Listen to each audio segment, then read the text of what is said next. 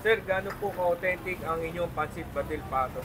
Sobrang authentic po ng Pansit Batil Patong namin kasi lahat po ng ingredients namin, yung toyo, yung suka, yung miki, galing pa po ng Tuguegarao po.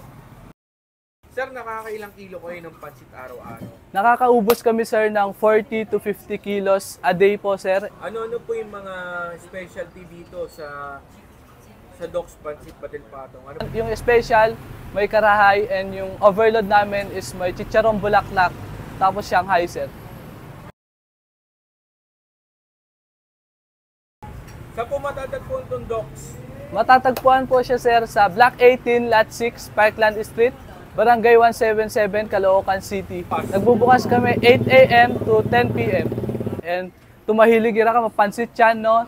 Pwede no simsiman nyo pansit kanyo Doc's Pansit Batil Patong. Ako po si RJ Doka, owner po ng Doc's Pansit Batil Patong.